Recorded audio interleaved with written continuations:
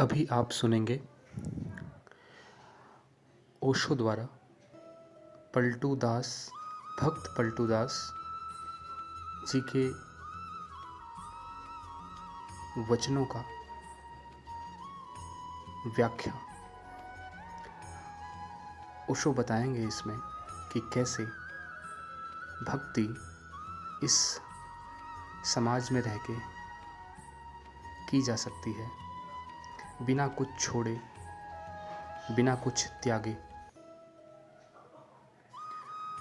तो सबसे पहले पलटू दास जी के भक्ति भरे वचनों का प्रस्तुतिकरण और फिर उसके बाद ओशो द्वारा उसकी व्याख्या।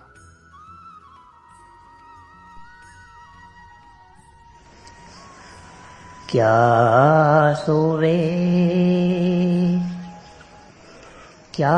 सोवे तू बावरी, चाला जात बसंत। क्या सोवे तू बावरी, चाला जात बसंत।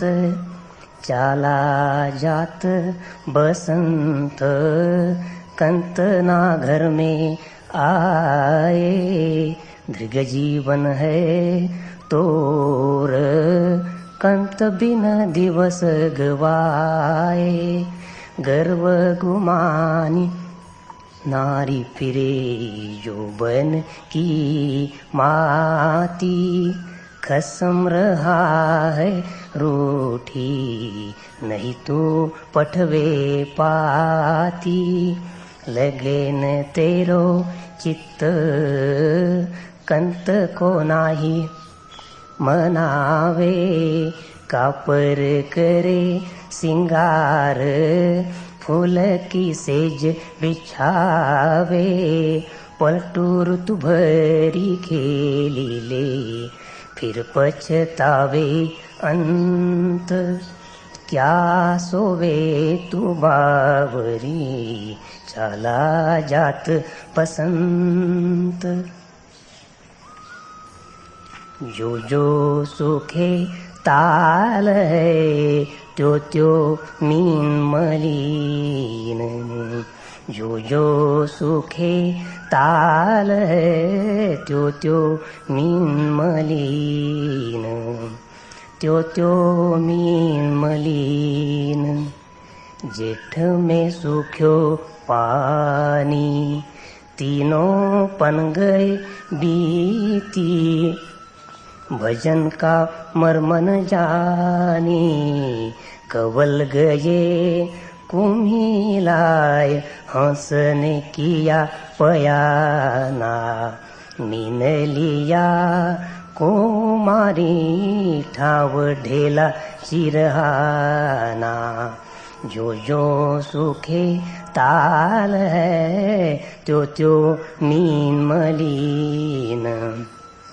ऐसी मानुष देह, वृथा में जात अनारी। भूला कौन करार, आपस काम बिगारे। पलटू बरस और मास दिन, पहर घड़ी पलछिन। जो जो सुखे ताल है, त्यो त्यो मीन मलीन। पिया को खोजन मैं चली, आपुई गई हिराय। पिया को खोजन मैं चली, आपुई गई हिराय। आपुई गई हिराय, कवन अब कहे संदेशा। जेकर पिया में ध्यान, भई वो प्रिय के भेषा। आगे माही जो परे, सुबु अग्नि भय जावे। भंगी कीट को बेट, आपूसम ले बनावे। पिया को खोजन मैं चली अपोई गई हिराय।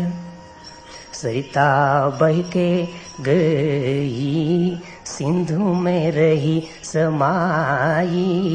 शिव शक्ति के मिले नहीं फिर शक्ति आई। पलटू दीवाल के कहा मत को वो झाकन जाय। पिया को खोजन मैं चली अपोई गई हिराय। अपोई गई हिराय।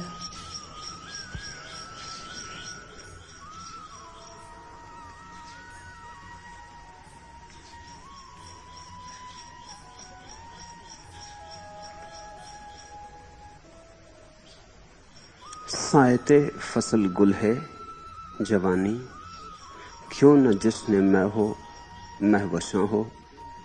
आकबत के अजाबों का रोना इन मुबारक महीनों में क्यों हो। भक्ति प्रेम विरोध नहीं है, भक्ति है प्रेम का ऊर्ध्वगमन। भक्ति राग विरोधी नहीं है, भक्ति है राग का रूपांतरण। भक्ति सौंदर्य विरोधी नहीं, भक्ति है परम सौंदर्य की खोज। भक्ति प्रिय से तुम्हें तोड़ती नहीं, परम प्रिय से जोड़ती है। इस बात को पहले ध्यान में ले लें। ये भक्ति की अपूर्व दशा है। भक्ति कहती नहीं छोड़ो प्रेम, भक्ति कहती है प्रेम को बढ़ाओ। छोटे प्रेम को जाने दो, बड़े प्रेम को बुलाओ। भक्ति वियोग नहीं सिखाती, योग नहीं सिखाती,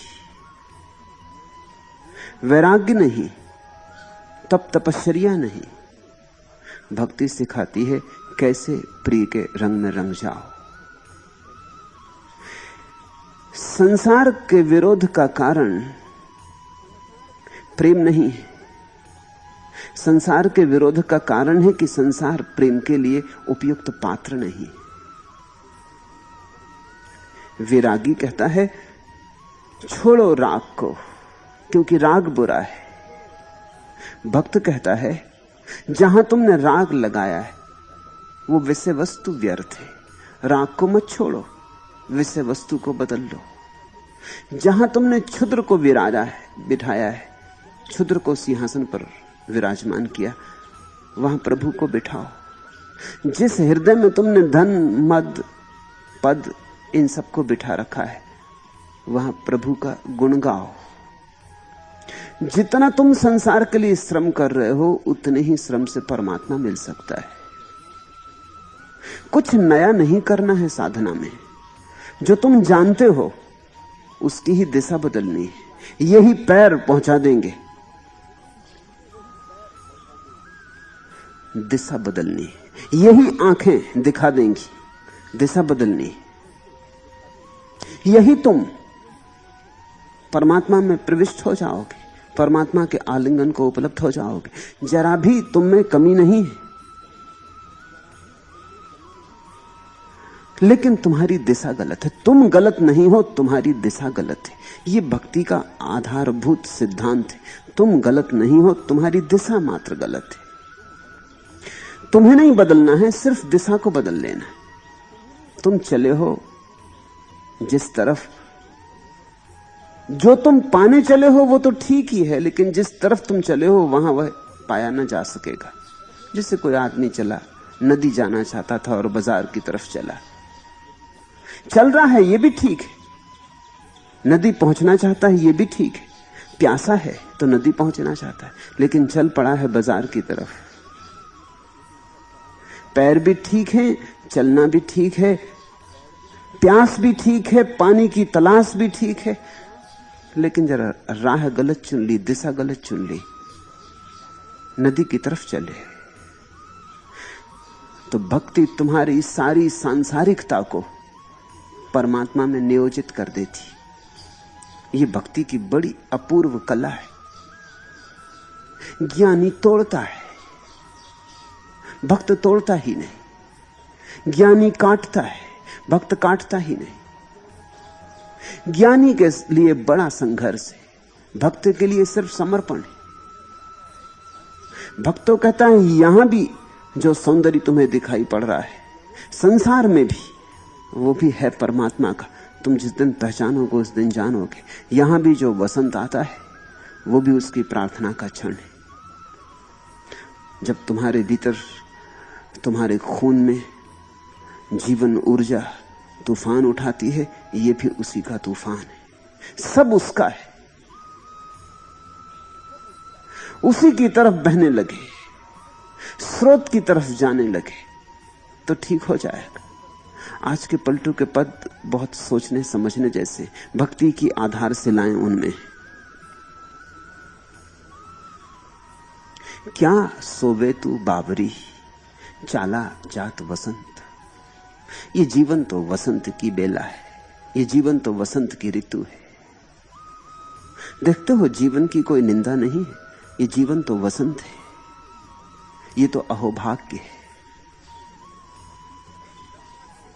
और तुम सोए सोए बिताए दे रहे हो। वसंत आ गया, फूल खिल गए, पक्षी गीत गा रहे हैं, मोर नाच रहे हैं, सारा जगत उल्लास से भरा है, और तुम सोए सोए बिता दोगे। तुम मूर्छित ही बने रहोगे। क्या सोवे तू बावरी, तुम कैसे पागल हो। जागने की घड़ी आ गई, वसंत द्वार थपथपा रहा है। जागने का क्षण आ गया, सब तरफ राग रंग है, सब तरफ प्रभु की वर्षा है। सूरज निकल आया, किरणों का जाल फैल गया। तुम कैसे पागल हो कि अभी भी सोए हो, फिर कब जागोगे।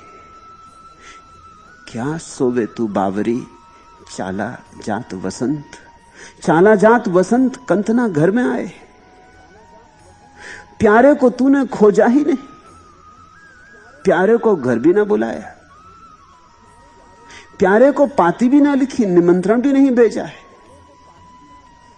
और ये वसंत के जाने के क्षण करीब आने लगे। ये जीवन अभी है, अभी खो जाएगा। ये जीवन सदा तो नहीं रहेगा, आता है चला जाता है, क्षण भंगुर है। ये जो क्षण भंगुर जीवन है, इसे प्रभु की पुकार बना लो। अगर ये प्रभु की पुकार बन जाए और प्रभु की तरफ यात्रा शुरू हो जाए तो तुम ऐसे वसंत में पहुंच जाओगे जो आता है फिर जाता नहीं। ये वसंत तो आता है जाता है। इस जीवन का वसंत तो बनता है मिटता है, लेकिन एक और भी वसंत है प्रभु में डूब जाने का। वहां फिर फूल सदा ही खिलते, वहां सनातन के फूल खिलते। एस धम्मो सनातनो, जिसको बुद्ध कहते हैं शाश्वत सनातन, जो कभी नहीं मुरझाता, उसके फूल खिलते हैं, उस धर्म के फूल खिलते हैं। यहां तो निश्चित ही समय के जगत में, समय की व्यवस्था में जो भी पैदा होता मर जाता। वसंत भी आया और गया। आया भी नहीं कि जाने की तैयारी शुरू हो जाती। सुबह हुई और सांझ होने लगी, जन्म हुआ और मृत्यु होने लगी। मिले नहीं कि बिछुड़ने की घड़ी आने लगी। ये वसंत तो थोड़ी देर को है, ये द्वार जरा सी देर को खुलता है, लेकिन इस द्वार का जो सदुपयोग कर ले तो वो परम वसंत को उपलब्ध हो जाए। क्या सोवे तू बावरी, चाला जात वसंत।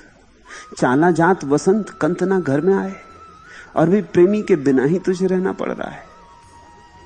स्वामी से मिलन ही ना हुआ, मालिक से कोई संबंध ही ना जुड़ा।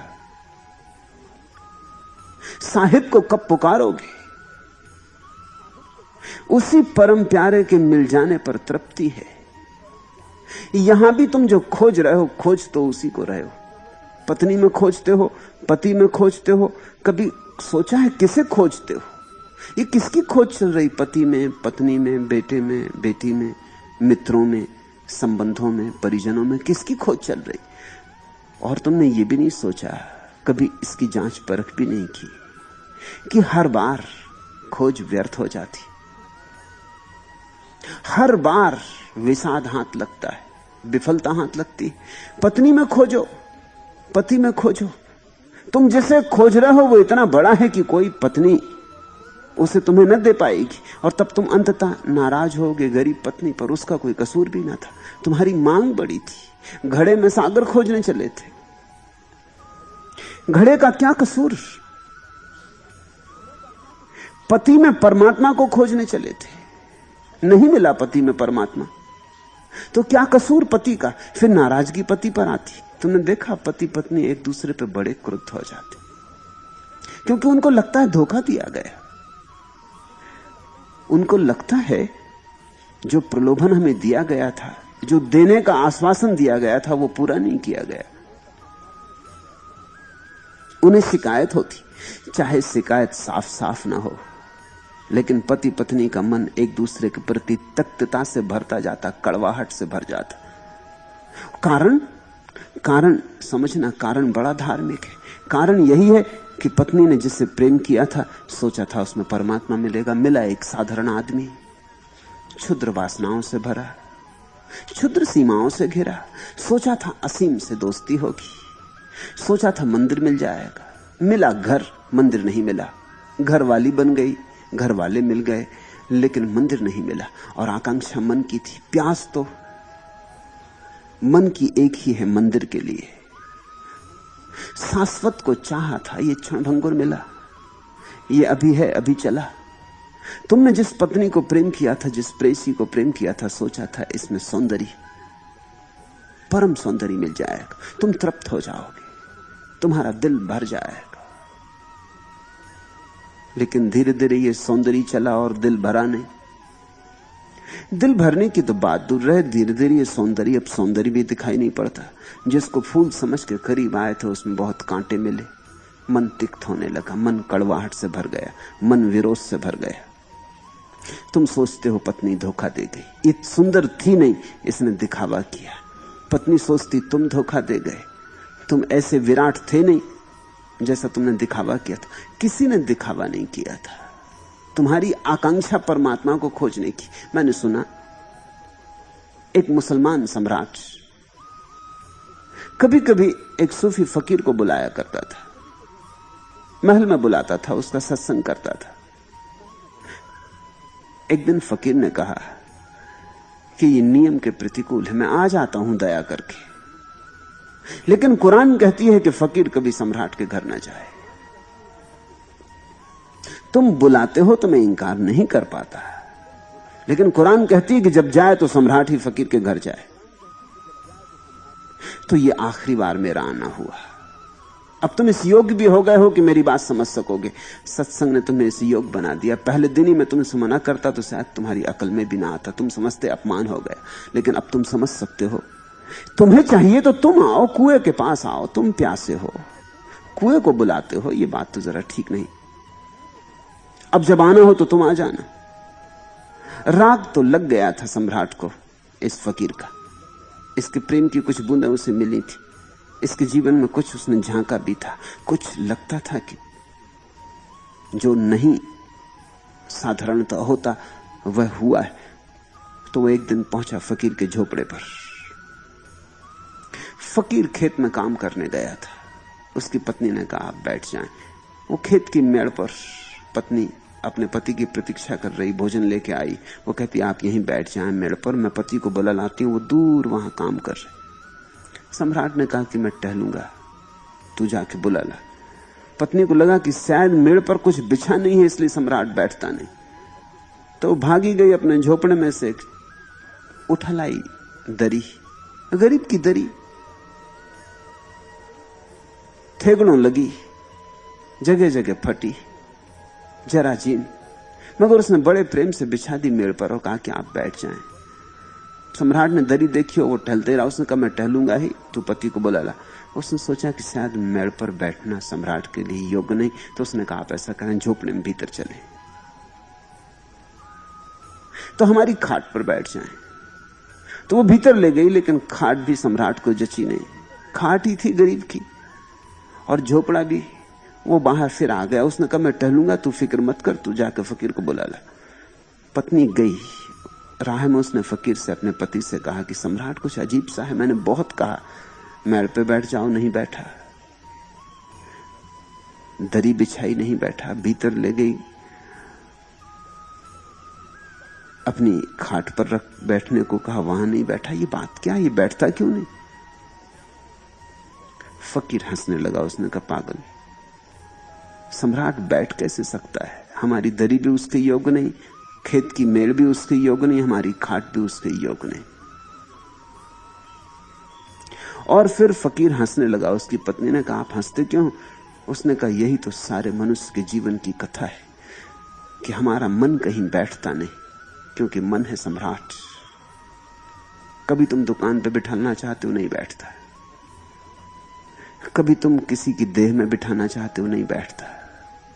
ये तो बैठेगा ही नहीं जब तक परमात्मा ना मिले। ये सम्राट है, ये परमात्मा मिले तो ही बैठेगा। और परमात्मा मिल जाता तो ऐसा बैठ जाता है, हिलता ही नहीं, डुलता ही नहीं। सब कंपन खो जाते। कह रहे हैं पलटू, चाला जात वसंत कंतना घर में आए। अभी वो मालिक ना तो तुमने बुलाया, न घर में आया, और ये वसंत के जाने के दिन भी करीब आ गए। ये पागलपन है, ये पागलपन छोड़ो। ध्रग जीवन है तोर, कंत बिन दिवस कमाए। और जीवन में अगर कोई भी एक पाप हो सकता है तो यही है कि उस परम प्यारे के बिना कोई जीवन बिताए। ध्रग है जीवन तोर, तेरा जीवन व्यर्थ है, व्यथा, किसी मूल्य का नहीं, निरर्थक। अभागा है तू, क्योंकि और कोई दुर्भाग्य नहीं है जगत में बिना परमात्मा के जीवन बिताना। ये ऐसे ही जिन्हें बिना जो रोशनी का दिया, ऐसा ही। ये ऐसा ही है जैसे कि गर्मी में सूख गई सरिता, रेत ही रेत का पाट है, जल की जरा भी धार नहीं। ये ऐसा ही है जैसे एक मरुस्थल, जहां न कभी वृक्ष उगते, न फूल लगते, न पक्षी गीत गाते, जहां वसंत कभी आता ही नहीं। परमात्मा के बिना जीवन रस विहीन। रसो वैसा, परमात्मा रस रूप है। उसे बुलाओगे तो रस लिप्त हो जाओगे। उसके बिना सूखे सूखे ही रहोगे। उसके बिना आंखें गीली न होंगी, न हृदय गीला होगा। उसके बिना गीत नहीं उठेगा, उसके बिना समाधि नहीं, उसके बिना समाधान नहीं। और ख्याल रखना, ये जो परमात्मा का प्रेम है, ये तुम्हारे सांसारिक प्रेम के विपरीत नहीं है, इससे ऊपर जरूर है, इसके विपरीत नहीं है। ये संसार के प्रेम में भी तुम इसलिए पड़ गए हो कि परमात्मा की तुम्हें तलाश, टटोल रहे हो। जैसे एक अंधा आदमी अंधेरे कमरे से बाहर निकलना चाहता तो टटोलता, हाथ से टटोलता या लकड़ी से टटोलता, कभी दीवार टटोलता, कभी खिड़की टटोलता, कभी कुर्सी टटोलता। रास्ता खोज रहा है, दरवाजा खोज रहा है। दरवाजा खोजना चाहता है इसलिए टटोलता है। तुम्हारा जो सांसारिक प्रेम है वो परमात्मा के लिए ही तुम्हारा टटोलना है। कभी स्त्री को टटोलते, कभी पुरुष को टटोलते, कभी पति को, कभी पत्नी को, कभी बेटे को, कभी मित्र को, कभी यहां वहां, लेकिन तुम टटोल परमात्मा के लिए रहे हो। कभी तुम्हारी टटोलती हुई लकड़ी दीवार से लगती तो तुम थोड़ी देर बाद हट जाते क्योंकि यहां तो दीवार है।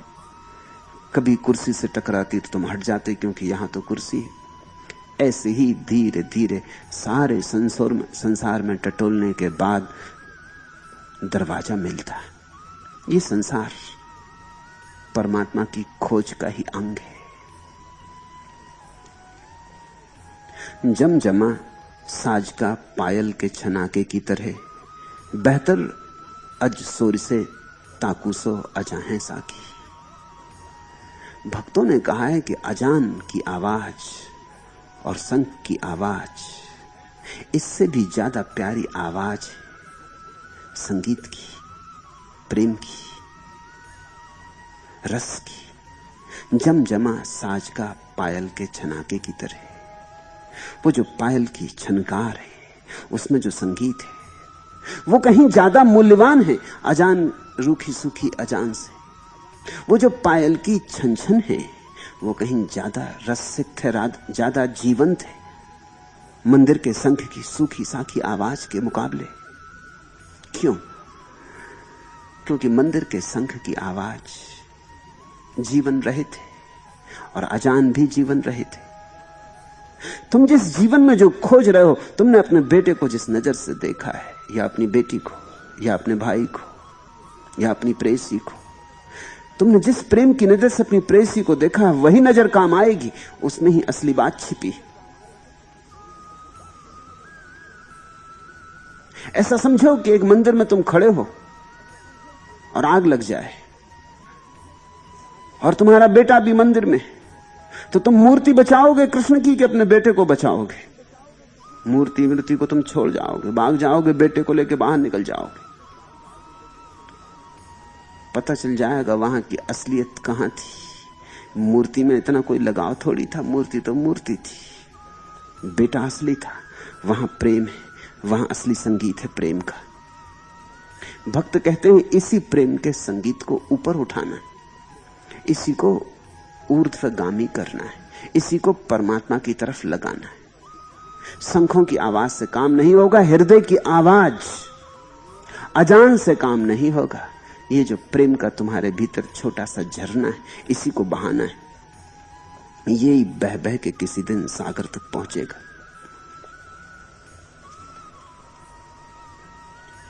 दृग जीवन है तोर कंत बिन दिवस गमाए, गर्व गुमानी नारी फिरे जोबन की माती।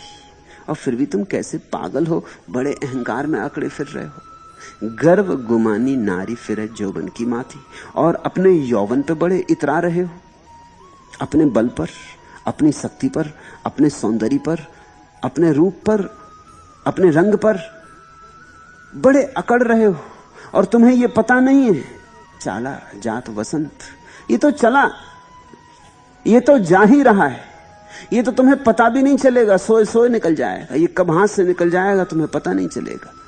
इस पे तुम इतने गर्वाओ मत, इस क्षणभंगुर पर इतने मत अकड़ो। गर्व गुमानी नारी फिरे जोबन की माथी। भक्तों के लिए तो सभी स्त्रियां हैं, पुरुष तो एक परमात्मा है, इसलिए नारी। गर्व गुमानी नारी फिरे जोबन की माथी। तुम अपनी अकड़ में ही, यौवन की, सौंदर्य की अकड़, रूप की अकड़, इसमें ही मदमाते फिर रहे हो। यही शराब पिए, यही नशा तुम पर चढ़ा है। खसम रहा है रूठ, नहीं तू पटवे पाती। और इस अकड़ की वजह से तुम्हें एक बात दिखाई नहीं पड़ रही कि तुम्हारा असली स्वामी रूठा बैठा है और उसे तुम अभी तक मना भी नहीं पाए। तुम्हारा ये गर्व बाधा बन रहा है। गर्व के कारण तुम परमात्मा को नहीं राजी कर पा रहे हो, मना पा रहे हो। गर्व के कारण तुम परमात्मा को नहीं बुला पा रहे हो, और बुलाओ तो ही वह आए। खसम रहा है रूठ, नहीं तू पटवे पाती। थोड़ा सोचो तो, तुम परमात्मा को न लुभा पाए तो तुमने जो भी किया बेकार गया। उस प्यारे को लुभा लिया, उसकी आंख तुम्हारी आंख में पड़ गई, उसका हाथ तुम्हारे हाथ में आ गया, तो तुम सफल हुए। एक ही सफलता है, बस एकमात्र सफलता है जीवन में, और एक ही धन्यता है, जिस दिन तुम सफल हो जाते हो परमात्मा को अपने भीतर बुलाने में। उसके पहले सब असफलता ही असफलता है। तुम लाख अपने को समझा लो कि धन मेरे पास है, देखो सफल हो गया, कि पद मेरे पास है कि सफल हो गया। ये धोखे, ये सब धोखे मौत तोड़ देगी। जब वसंत जाएगा तब तुम अचानक पाओगे सूख गई देह, झड़ गए हरे पत्ते, फूल अब नहीं खिलते, पक्षी अब डेरा भी नहीं डालते, अब न कोई गीत है न कोई गान है, सब गया, अब बस मौत से ही पहचान है।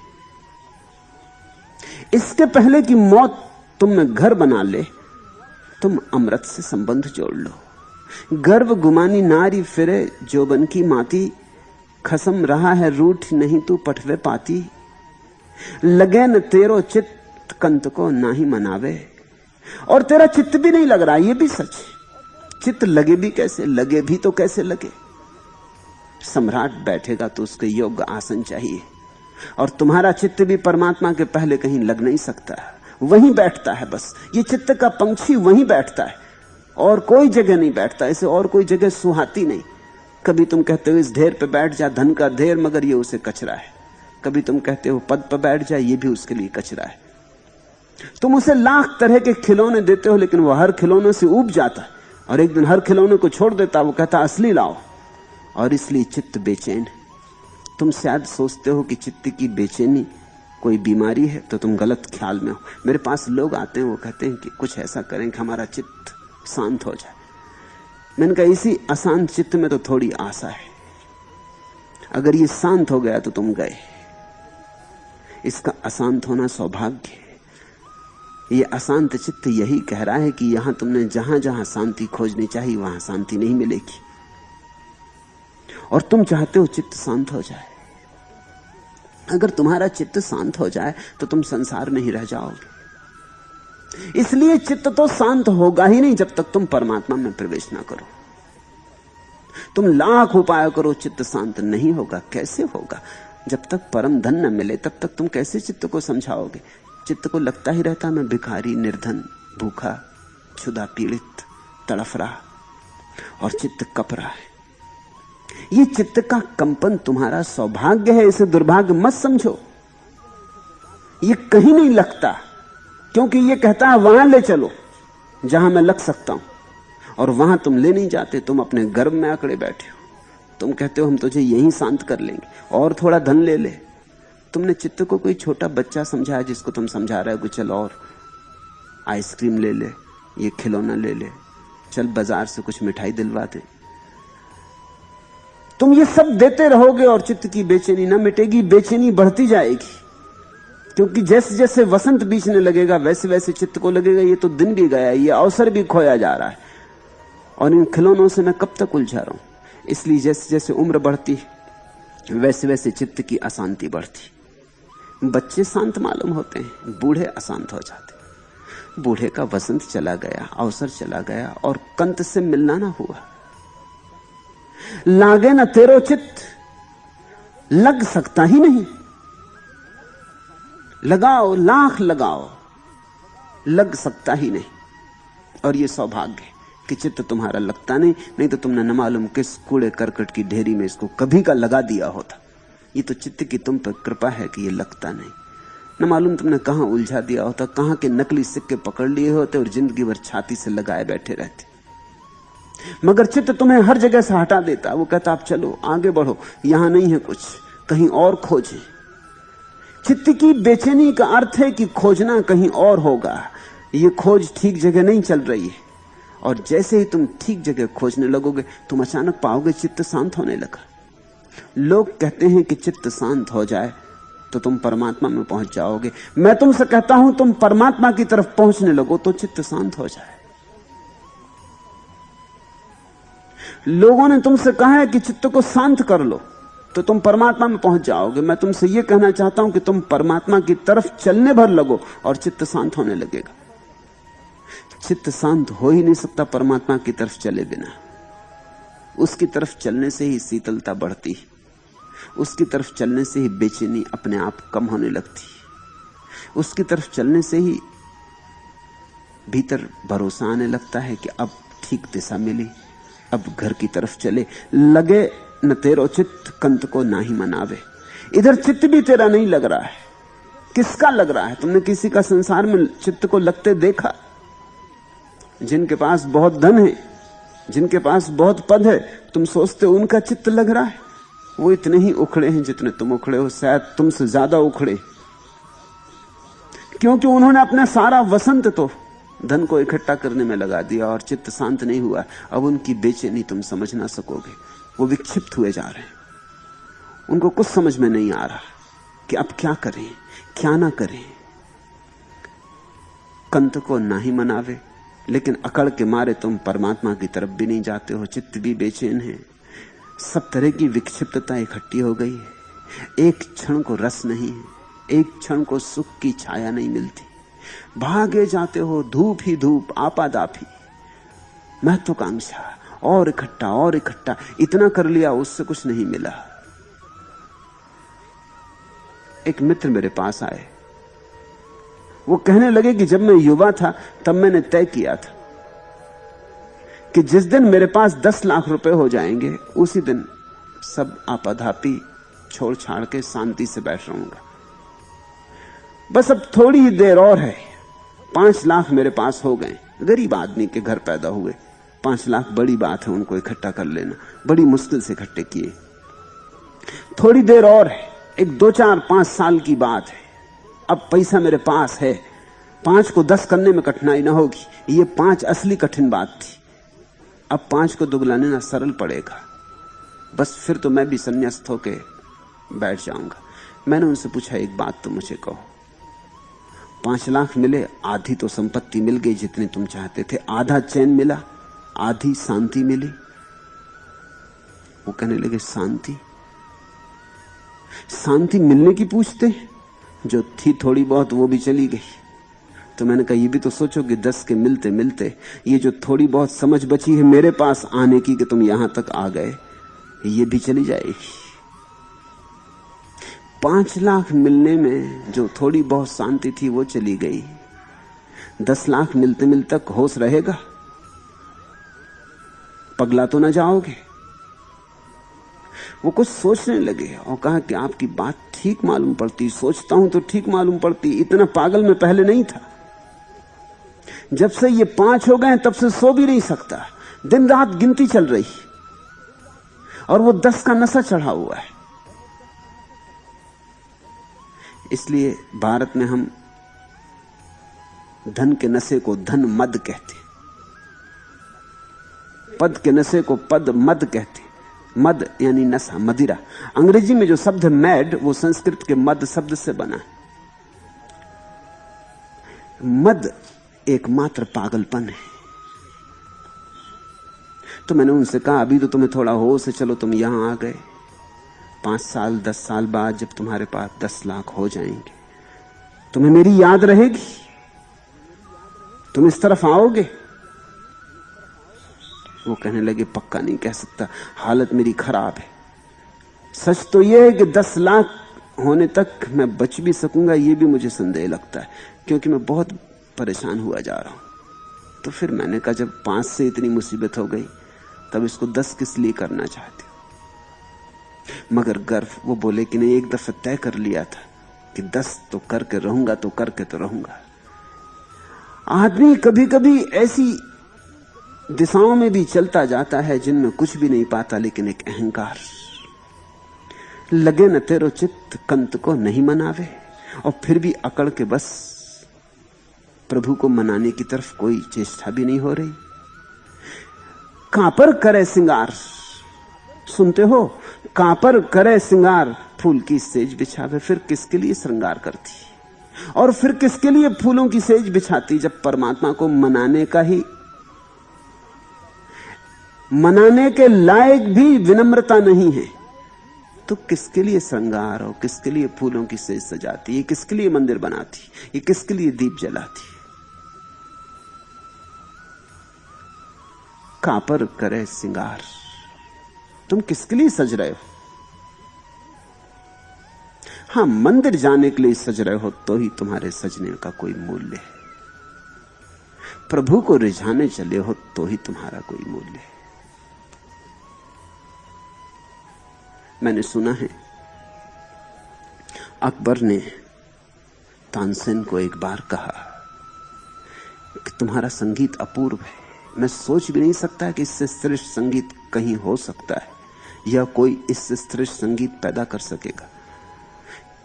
लेकिन एक प्रश्न मेरे मन में बार बार उठाता है कि तुमने किसी से सीखा होगा, तुम्हारा कोई गुरु होगा। अगर तुम्हारे गुरु जीवित हो तो एक बार उनका संगीत सुनना चाहता हूं, उन्हें दरबार बुलाओ। तानसेन ने कहा, ये जरा कठिन बात है, गुरु मेरे जीवित है, लेकिन उन्हें बुलाना मुश्किल है। वे फकीर आदमी, फकीर हरिदास उनके गुरु थे। वे गाते हैं अपनी मौत से, बजाते हैं अपनी मौत से, क्योंकि वो आदमियों के लिए नहीं बजाते और आदमियों के लिए नहीं गाते, वो परमात्मा के लिए गाते, वो परमात्मा के लिए बजाते। तो जब उनकी मौज होती तब, और दरबार में तो उनको न लाया जा सकेगा। फरमाइश पर तो वो गाते ही नहीं, गा ही नहीं सकते। वो कहते हैं परमात्मा करे फरमाइश तब मैं गाता हूं। इसलिए जरा मुश्किल है। आप चलने को राजी न होंगे, उन्हें लाया नहीं जा सकता। और यह भी कुछ पक्का नहीं है कि वो कब गाएं, रोज उनका कुछ बंधा हुआ नियम नहीं है। प्रार्थना के कहीं बंधे हुए नियम हो सकते हैं, प्रेम के कहीं बंधे हुए नियम हो सकते हैं। प्रेम तो सब नियम तोड़ के बहता है। प्रेम तो बाढ़ की तरह है, कूल किनारे सब तोड़ देता है। तो कभी वो 2 बजे रात उठाते हैं और गाते रहते हैं, घंटों बीत जाते हैं, सूरज निकल आता है, दोपहर हो जाती और मस्त नाचते रहते। और कभी 2-4 दिन सन्नाटा ही रहता, उनके झोपड़े पर कोई स्वर नहीं उठता। कभी शून्य का नैवेद्य चढ़ाते परमात्मा को, कभी संगीत का चढ़ाते। मगर ये सब अनिश्चित है। हरिदास स्वतंत्र वृत्ति के, स्वच्छंद है, सन्यासी है। सन्यासी का अर्थ होता है स्वच्छंद, जो अपने भीतर के छंद से जीता हो। अकबर ने कहा कि तुमने मुझे और लुभा दिया, सुनना तो होगा ही, कुछ भी उपाय हो तुम पता लगाओ, मैं आधी रात भी चलने को राजी हूं। लेकिन तानसेन ने कहा एक और आखिरी बात झंझट की है कि अगर कोई पहुंच जाए, वो तो क्षण रुक जाते हैं, चुप हो जाते, तो चोरी से सुनना पड़ेगा, झोपड़े के बाहर छिप के सुनना पड़ेगा। हम जब उनके विद्यार्थी भी उनके पास थे तो छिप के ही सुनते थे, हमें सिखाते थे, वो तो ठीक था। लेकिन जब वो खुद अपनी मस्ती में, अपनी रौ में आते थे तो हमें छिप के सुनना पड़ता था। सामने पहुंच जाओ, वो रुक जाते, बात ही गई। तो रात अकबर ने और तानसेन ने 2 बजे रात छिप गए हरिदास के झोपड़े के पास। वो आगरा में यमुना के किनारे रहते थे। 3 बजे रात वो अपूर्व संगीत शुरू हुआ हरिदास का। अकबर डोलने लगा, उसकी आंख से आंसू ही बह जाते। 5 बजे बंद हुआ संगीत। जब वे लौटने लगे महल की तरफ तो अकबर बिल्कुल चुप रहा, कुछ बोला ही नहीं। ये बात कुछ ऐसी थी कि इसके संबंध में कुछ भी कहना छोटा होगा, ओछा होगा। ये इस जगत का संगीत ना था। ये सेज परमात्मा के लिए बिछाई गई थी, ये श्रृंगार परमात्मा के लिए किया गया था। ये तो बात ही अलौकिक थी, ये अपार्थिव थी बात, ये स्वर्ग का संगीत था। इसके संबंध में क्या कहूं, कुछ कहने को ना था। एक सन्नाटा रहा। जब महल आ गया और अकबर उतर के महल की सीढ़ियां चढ़ने लगा और उसने तानसेन को विदा दी, तब उसने इतना ही कहा, तानसेन, अब तक मैं सोचता था तुम्हारा कोई मुकाबला नहीं, आज मैं सोचता हूं तुम्हारे गुरु के सामने तुम तो कुछ भी नहीं हो। आज मैं बड़ी बेचैनी में पड़ गया हूं। अब तक सोचता था तुम्हारे सामने कोई भी कुछ नहीं है, आज बड़ी मुश्किल हो गई। आज तुम्हें देखता हूं तो तुम्हारा संगीत तो साधारण मालूम पड़ता है। तुम्हारे गुरु के सामने तो तुम कोई भी नहीं हो, कुछ भी नहीं हो।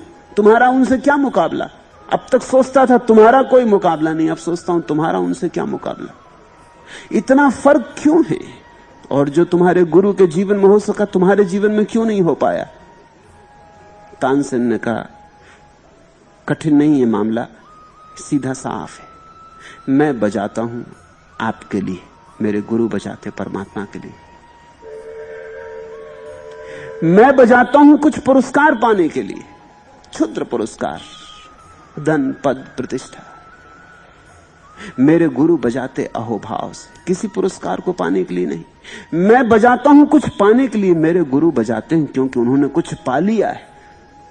उस पाने से बजना उठता है। मैं तो भिखारी हूं, वे सम्राट हैं। जिस दिन तुम परमात्मा के लिए श्रृंगार करोगे, उसके लिए फूलों की सेज सजाओगे, उसी दिन तुम्हारे जीवन में आनंद, उसी दिन तुम्हारे जीवन में संगीत, उसी दिन तुम्हारे जीवन में अर्थ। उसके पहले तो सब व्यर्थता है। कापर करे श्रृंगार, फूल की सेज बिछावे। और कहते पलटूदास की लोगों को मैं देखता हूं बड़ा श्रृंगार कर रहे हैं, बड़ी फूलों की सेज सजा रहे हैं, मकान बना रहे हैं, व्यवस्थाएं जुटा रहे हैं। किस लिए, किसके लिए? कापर करे श्रृंगार, फूल की सेज बिछावे।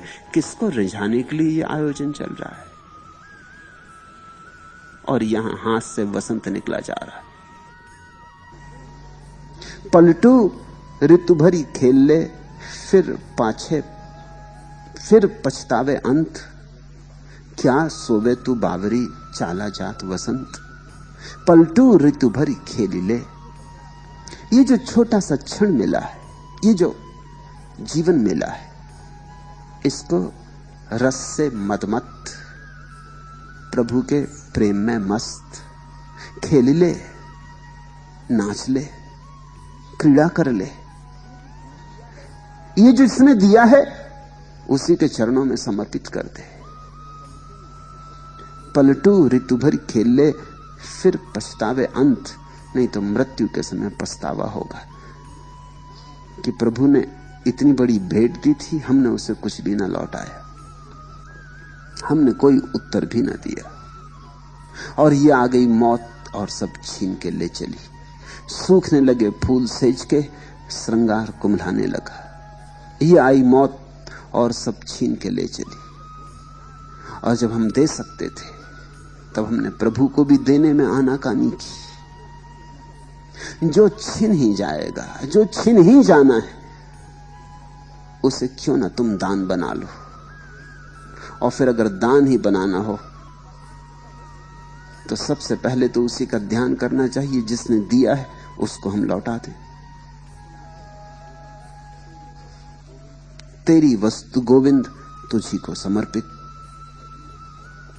त्वदीयम वस्तु गोविंद तुभ्यमेव समर्पय। और तो किसी को देने का कारण भी नहीं।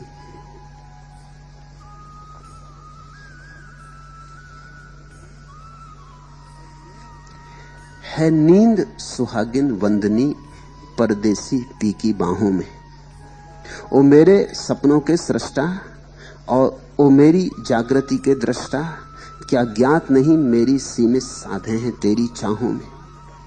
ओ मेरे मोहन परदेसी, तेरी राधा वलकल वेसी, आशा का दीप लिए बैठी है पलछिन तेरी राहों में। इन श्वासों का ताना बाना, रुक जाए नहीं आना जाना, युग से पल बीत रहे मेरे, मैं डूब रही हूं आहों में। तेरी पदरज कुमकुम रोली, तू था तो थी प्रतिदिन होली। तू तो तरु मैं हूं लता पुष्प, पलती हूं तेरी छाओं में। ओ मेरे सपनों के सृष्टा, ओ मेरी जागृति के दृष्टा, क्या ज्ञात नहीं है मेरी सीमित साधे हैं तेरी चाहों में। है नींद सुहागिन वंदनी परदेसी पी की बाहों में। वो जो परदेसी पिया है, वो जो परमात्मा है, जो पता नहीं कहां छिपा है। हमारा सारे जीवन का आनंद उसकी बाहों में, उसके आलिंगन में पड़कर ही जीवन में संगति सुरभि संगीत का जन्म होता है। संसार में सिर्फ दुख है। दुख यही है कि जो हम खोजते हैं वो वहां नहीं मिलता है। वो वहां नहीं मिलता है क्योंकि वह वहां नहीं है। हमारी खोज ठीक, हमारी आकांक्षा ठीक, हमारी दिशा भ्रांत है। लेकिन हम बड़े अकड़े, हम बड़े गर्व से भरे। हम कहते हैं मैं और मेरी दिशा कैसे गलत हो सकती, सिद्ध करके रहूंगा। माना दूसरे हार गए होंगे और सिकंदर हार गए होंगे, लेकिन मैं सिद्ध करके रहूंगा कि मिलता है। सारी मनुष्य जाति की कथा क्या है? जिन्होंने भी बाहर खोजा अब तक कुछ भी नहीं पाया। जिन्होंने बाहर खोजा खाली हाथ रहे, खाली हाथ गए। निरपवाद रूप से बाहर खोजने वाले थके हारे पराजित हुए। बाहर खोजने वालों में कोई कभी जिन और विजेता नहीं हुआ। पराजय वहां भाग्य, पराजय वहां नियति है। एक मनुष्य ने भी कभी बाहर खोजकर यह नहीं कहा कि मुझे मिला। इससे बड़ा और कोई वैज्ञानिक सत्य हो सकता है? निरपवाद। किस बात को वैज्ञानिक कहते हो? वैज्ञानिक उस बात को कहते हैं जिसमें कोई अपवाद ना हो। जब भी पानी गर्म करो 100 डिग्री पर ही भाप बने, कभी 99 पे बन जाए, कभी 101 डिग्री पे बने, तो ये फिर विज्ञान का नियम ना रहा। अपवाद आ जाए तो नियम टूट गया। 100 डिग्री पर ही बने, फिर चाहे तिब्बत में गर्म करो, चाहे चीन में, चाहे मंगोलिया में, कहीं गर्म करो, 100 डिग्री पर ही भाप बने। जब ये हजारों प्रयोग करके देख लिए जाते हैं और पाया जाता हर बार 100 डिग्री पर ही भाप बनता, तो नियम निर्धारित हो जाता। निरपवाद है तो नियम बन जाता है। लेकिन इससे बड़ी निरपवाद कोई व्यवस्था नहीं है मनुष्य जाति के इतिहास में, क्योंकि यह प्रयोग अरबों खरबों लोगों ने किया है कि हम संसार में सुख पालें और नहीं मिलता। लेकिन फिर भी हर आदमी इस अहंकार से भरा हुआ पैदा होता है कि औरों को न मिला होगा। मैं निरपवाद नियम को तोड़ के बताऊंगा, मैं अपवाद होकर सिद्ध रहूंगा, मैं दिखाऊंगा कि मुझे मिलता है। ये एक पहलू। दूसरा पहलू यह कि जिन्होंने भी भीतर खोजा उन सभी को मिला है, वो भी निरपवाद। कोई महावीर, कोई मोहम्मद, कोई कृष्ण, कोई क्राइस्ट, कोई रैदास, कोई पलटू, कोई नानक, कोई कबीर, जो भी भीतर गया है उसे मिला है। ऐसा कभी नहीं हुआ कि कोई भीतर गया हो और उसने कहा हो मुझे नहीं मिला। ये दूसरा पहलू उसी नियम का।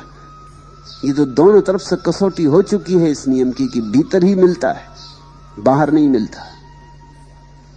लेकिन फिर भी आदमी का अहंकार अपूर्व रूप से अंधा है।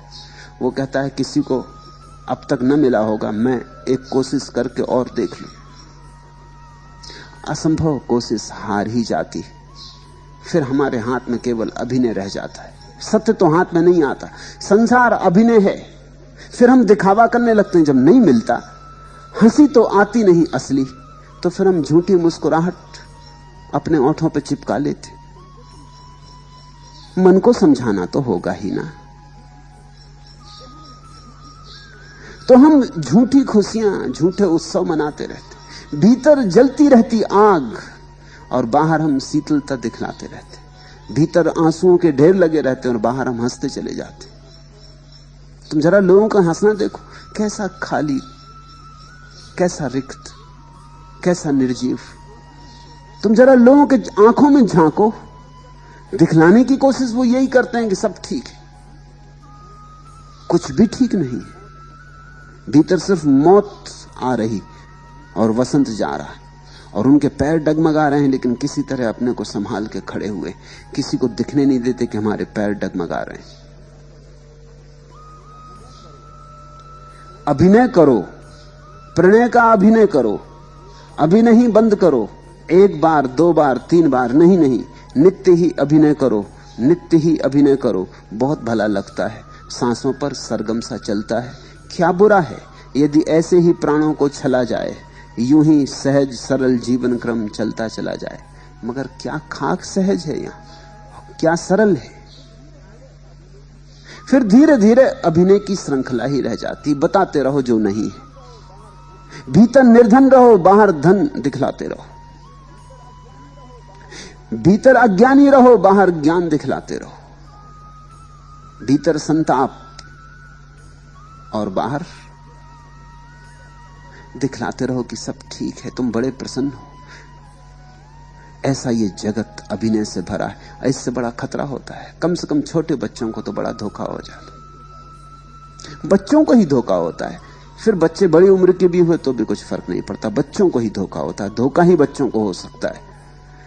तुमको भी धोखा होता है कि सब लोग इतने प्रसन्न चले जा रहे हैं, देखो कितने लोग आनंदित हैं, मैं ही एक दुखी। ये हर एक का अनुभव। प्रत्येक ऐसा ही सोचता है कि मैं ही अकेला दुखी है। प्रभु मुझे ही क्यों दुखी बनाया। सारी दुनिया इतनी खुश मालूम हो रही, रंगरेलियां चल रही, लोग हाथों में हाथ डाले जा रहे, गीत गा रहे, नाच रहे, सारी दुनिया इतनी प्रसन्न है, मैं ही क्यों दुखी हूं। ये सभी का भीतरी अनुभव है कि मैं ही क्यों दुखी हूं। लेकिन दूसरे तो प्रसन्न दिखाई पड़ते हैं, तो ऐसा लगता है कोई अन्याय किया गया तुम्हारे साथ। यहां कोई भी प्रसन्न नहीं है। यहां जितने तुम दुखी हो उतने ही सभी दुखी हैं। यहां ऊपर ऊपर के भेद होंगे, भीतर की दुख की ढेरियां उतनी की उतनी ही, कोई अंतर नहीं। मैंने एक कहानी सुनी कि एक आदमी निरंतर रोता था जाके मस्जिद में कि हे प्रभु मुझे इतना दुखी क्यों बनाया, आखिर मैंने तेरा क्या बिगाड़ा, यह अन्याय हो रहा।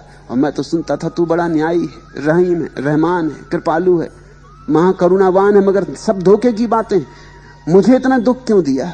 सब मजे में, सब आनंद कर रहे हैं, मैं ही दुख में सड़ा जा रहा हूं। कुछ कृपा कर, अगर सुख न दे सके तो कम से कम इतना तो कर कि किसी और का दुख मुझे दे दे, ये मेरा दुख किसी और को दे दे, इतना तो कर। उसने एक रात सपना देखा। कि कोई आवाज आकाश से कह रही कि सब लोग अपने अपने दुख लेके मस्जिद पहुंच जाएं। वो तो बड़ी जल्दी तैयार हो गया।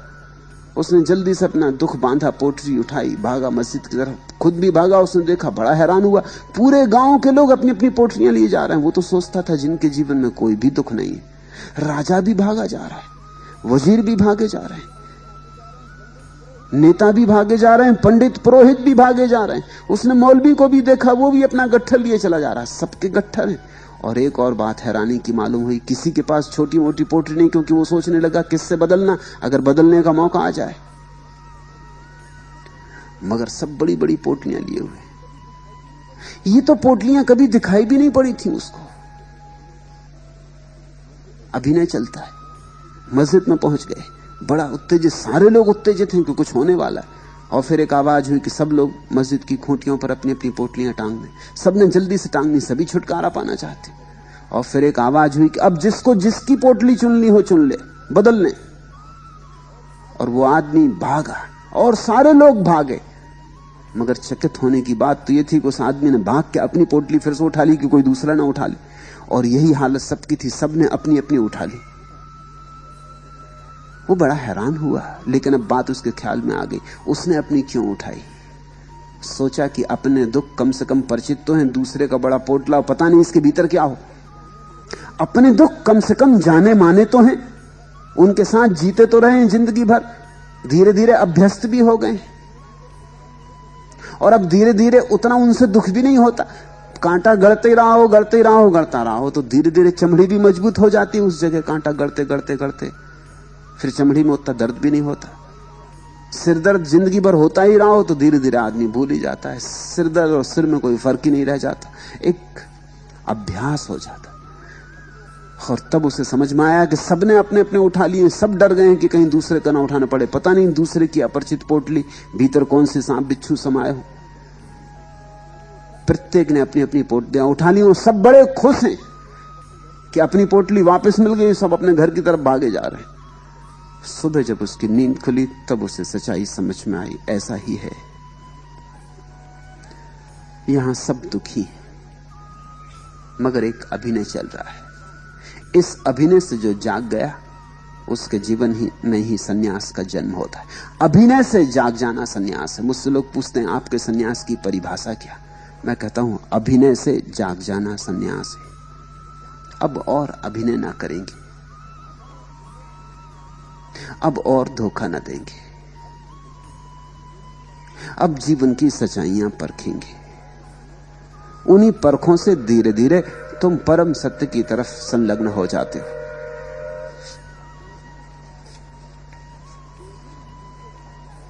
ज्यों ज्यों सूखे ताल है त्यों त्यों मीन मलिन। वसंत बीतने लगा, अब तालाब सूखने लगा। जीवन का तालाब, समय की धारा धीरे धीरे सूखने लगी। आदमी बूढ़ा होने लगा। ज्यों ज्यों सूखे ताल है त्यों त्यों मीन मलिन। स्वभाव था, वो जो मछली उस सागर के पानी में रहती थी, तालाब में रहती थी, अब तालाब तो सूखने लगा। वो मछली बड़ी दुखी होने लगी। इसलिए बूढ़ा आदमी दुखी होने लगता है। तुम किसी बच्चे को शायद ही दुखी पाओ, तुम किसी बूढ़े को शायद ही सुखी पाओ। अगर बच्चा दुखी मिल जाए तो समझना कि पिछले जन्मों की कमाई है, और अगर बूढ़ा सुखी मिल जाए तो समझना इस जन्म की कमाई है। नहीं तो बच्चे सुखी होते हैं क्योंकि बेहोश, होश ही नहीं, अभी दुख का पता क्या, अभी सीखा नहीं, अभी जीवन का कोई अनुभव नहीं, अभी जिंदगी के बाजार में गए नहीं, लुटे नहीं। अभी लुटेरे तैयारी कर रहे हैं, वो भी तैयार हो रहे हैं कि लुटने की तैयारी हो जाए। और बूढ़े को तुम दुखी ही पाओगे क्योंकि लुट गया, बाजार में लूट लिया गया, कुछ नहीं बचा हाथ में। अगर बूढ़ा प्रसन्न मिल जाए, आनंदित मिल जाए तो समझना संत है, और बच्चा अगर दुखी मिल जाए तो समझना कि संत है। क्योंकि बच्चे के दुख का एक ही मतलब हो सकता है कि पिछले जन्मों का अनुभव नहीं भूला, और बूढ़े के सुख का एक ही मतलब हो सकता है कि परमात्मा से संबंध जुड़ गया। ज्यों ज्यों सूखे ताल है त्यों त्यों मीन मलिन। मछली बड़ी दुखी हो रही, तालाब सूखने लगा। त्यों त्यों मीन मलिन जेठ में सूख्यो पानी, और वो मौत आने लगी जेठ जैसी। जेठ का महीना आने लगा, घबराहट बढ़ने लगी, तालाब का जल उड़ने लगा, वाष्पीभूत होने लगा। अभी था रोज रोज नहीं होने लगा। ऐसे ही तो उम्र एक दिन उड़ जाती, पता भी नहीं चलता कब हाथ से निकल गई। ज्यों ज्यों मीन मलिन जेठ में सूख्यो पानी, तीनों पन गए बीत, भजन का मरम न जानी। बचपन बीता, जवानी बीती, अब ये बुढ़ापा भी बीतने लगा, ये आखिरी जल की धार भी उड़ने लगी, अब मीन के मरने का क्षण आने लगा। तीनों पन गए बीत, भजन का मरम न जानी। और जीवन में जानने योग बस एक ही बात थी, भजन का मरम, भक्ति का अर्थ, भक्ति का अनुभव। क्योंकि मर्म जानने का और कोई उपाय नहीं। मर्म जानना हो तो अनुभव में उतरना पड़े, भाव में उतरना पड़े। भक्ति तो शुद्ध अनुभव की बात है। तो जीवन बीत गया और भजन आया नहीं। वसंत चला गया और तुम सोए रहे। क्या सोवे तू बावरी, चाला जात वसंत, चाला जात वसंत कंत ना घर में आए। भजन का अर्थ है कंत का आगमन शुरू हुआ, प्रार्थना उठने लगी, अर्चना जगने लगी, उपासना होने लगी। धीरे धीरे अब संसार का ही रटन नहीं होता मन में, अब प्रभु की भी याद आने लगी। जिक्र शुरू हुआ, याददाश्त शुरू हुई, सुरती उठी। तीनों पन गए बीत, भजन का मरम न जानी। कमल गए कुम्हलाए, हंस ने किया पयाना। और इंद्रियों के कमल, आंखें, कान सब कुम्हलाने लगे। वो इंद्रियां जिनको तुमने अब तक जीवन जाना था वो कुम्हलाने लगी। कमल गए कुम्हलाए, हंस ने किया पयाना। और अब हंस के उड़ने का क्षण आने लगा। ये जीव अब जाएगा, पता नहीं कहां, किस अंधकार में, किस लोक में। इसके जाने के लिए कोई तैयारी ना की, क्योंकि भजन का मर्म ही ना जाना। भजन को जान लेते तो आगे की तैयारी हो जाती। मृत्यु के बाद की तैयारी भजन से ही होती। प्रभु को याद किया होता, प्रभु से संबंध जुड़ जाता, तो मृत्यु में गुजरने की पीड़ा ही न झेलनी पड़ती। अमृत से जो जुड़ गया फिर वो मरता नहीं। शरीर तो शांत हो जाता है, लेकिन अमृत से जुड़े गए व्यक्ति को मृत्यु की कोई पीड़ा नहीं होती। कमल गए कुम्हलाए, हंस ने किया पयाना। और हम क्या कर रहे हैं? हमें हंस की तो बिल्कुल फिक्र नहीं। जो आज खिले और कल कुम्हला जाएंगे, इन कमलों की हम बड़ी फिक्र कर रहे हैं। तुम्हें अपनी तो फिक्र नहीं है, लेकिन देह, रंग रूप, इसकी तुम बड़ी चिंता कर रहे हो। आंखों में काजल लगा रहे हो, ओंठों पर लिपस्टिक लगा रहे हो, चेहरों पर रंग रोगन पोत रहे हो, शरीर को सुंदर बनाने की हर तरह की चेष्टा कर रहे हो, हर तरह की चेष्टा चल रही। हंस की कोई चिंता नहीं है।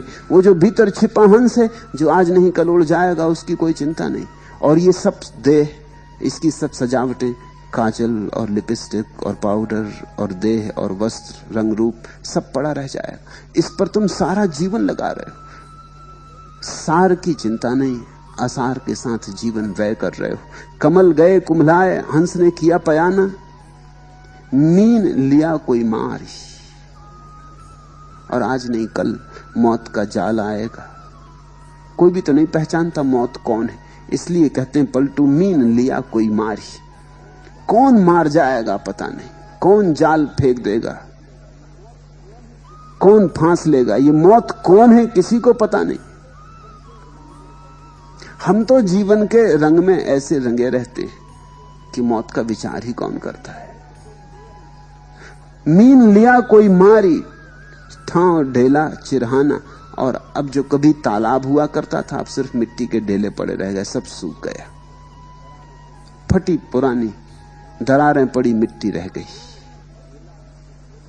ठाव ढेला चिरहाना, जिसको तुमने घर समझा था, जिसको तुमने सब समझा था, वो जल तो उड़ गया। मछलियों को कोई मार के ले गया, हंस ने प्रयाण कर दिया। अब वहां जल के नाम पर एक सूखी तलैया रह गई, जो कभी तलैया थी, और जमीन ढेले रह गए। वो भी तिरके हुए, फटे हुए, दरारें पड़ी। ऐसी ही तो एक दिन देह पड़ी रह जाती, मिट्टी का ढेला, डस्ट अनटू डस्ट, मिट्टी में मिट्टी गिर जाती। मीन लिया कोई मारी ठाव, ढेला चिरहाना, ऐसी मानुष देह वृथा में जात अनारी। और ये जो मनुष्य की देह, इसे तुम पागलों की तरह, मूढ़ों की तरह व्यर्थ ही गंवाए दे रहे हो। इसके पहले कि देह चली जाए व्यर्थ, तुम देह का सेतु बना लो, इस देह की सीढ़ी बना लो, इस देह की सीढ़ी पे चढ़ जाओ, परमात्मा से संबंध जोड़ लो। ऐसी मानुष देह वृथा में जात अनारी, भूला कौल करार आपसे काम बिगारी। ये बड़ा महत्वपूर्ण वचन है, भूला कौल करार। पलटू ये कह रहे हैं कि परमात्मा से वचन दे के आया था कि याद रखूंगा तुम्हें, और भूल ही गया सब आश्वासन। भूला कौल करार, यहां आके भूल ही गए, याद भी नहीं करते। जहां से आए हो वहां की याद भी नहीं करते, जो वचन दे आए हो उसकी याद भी नहीं करते। उस कौल को, उस करार को पूरा करने की कोई चेष्टा भी नहीं है। चेष्टा तो दूर, याद ही नहीं रखी। वचन दिया था, उसे भंग मत करो। यह बात बड़ी महत्वपूर्ण है। प्रत्येक व्यक्ति जब परमात्मा के मूल स्रोत से आता है तो इसी आश्वासन को देके, इसी आश्वासन से भरा आता है कि मैं भटकूंगा नहीं, मैं संसार से अछूता लौट आऊंगा। यही तो कबीर ने कहा, ज्यों की त्यों धर दीनी चदरिया, खूब जतन से ओढ़ी रे कबीरा। कबीर ने कौल करार याद रखा, उलझे नहीं, गुजर गए संसार से। ये काजल की कोठरी है, मगर अछूते गुजर गए। अपनी आंतरिक शुभ्रता को कायम रखते हुए गुजर गए, ज्यों की त्यों धर दीनी चदरिया। करार याद भी नहीं है, हमें याद ही कुछ नहीं। हम कहां से आए ये याद नहीं, हम कहां जा रहे हैं ये याद नहीं। धर्म का इतना ही अर्थ होता है कि तुम्हें तुम्हारे जीवन के आश्वासनों का, वचनों का स्मरण दिलाया जाए। भूला कौर करार आपसे काम बिगारी, पलटू बरस और मास दिन, पहर घड़ी पल छीन, ज्यों ज्यों सूखे ताल है त्यों त्यों मीन मलिन।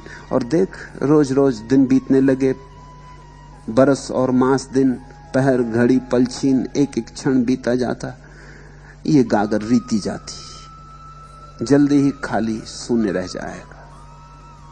ज्यों ज्यों सूखे ताल है त्यों त्यों मीन मलिन। अब कुछ कर, इसके पहले कि अवसर बिल्कुल ही चला जाए। पलटू ऋतु भर खेली ले, फिर पछतावे अंत, क्या सोवे तू बावरी, चाला जात बसंत। पी को खोजन मैं चली, आप ही गई हीरा है। आप ही गई हीरा है, कवन अब कहे संदेशा। ये तो पलटू ने तुम्हारी दशा कही इन दो पदों में। एक में कि ये वसंत सदा ना रुकेगा, उपयोग करना हो तो कर लो, गीत बनाना हो तो बना लो, नाचना हो तो नाच लो। और अगर नाचो तो और किसी के सामने मत नाचना, प्रभु के सामने नाच लेना। अगर कुछ घर बनाना हो तो प्रभु के हृदय में बना लो। ये दो पद तुमसे कहे। ये भी कहा कि कल पर मत टालते जाना, क्योंकि ताल रोज सूखता जा रहा है, और कब मछुआ आएगा मौत का और मछली को मार लेगा तुम्हें पता भी ना चलेगा। फंस गए जाल में, फिर कुछ भी ना होगा, फिर पछताए होत का, जब चिड़िया चुग गई खेत। ये तीसरा पद अपने संबंध में कहते। पीयू को खोजन मैं चली, आप ही गई हीरा है। और कहते हैं एक अनूठी बात भी तुम्हें कह दें, मैं खोजने चला, लेकिन खोजते खोजते मैं खो गया। ये प्रेम की आखिरी घड़ी है, क्योंकि परमात्मा और तुम एक साथ नहीं हो सकते, एक ही हो सकता, दो नहीं हो सकते। तुम जब तक हो परमात्मा नहीं, जिस दिन परमात्मा है तुम नहीं, तो तुम नहीं हो जाओ तो परमात्मा के होने में सुगमता हो जाती।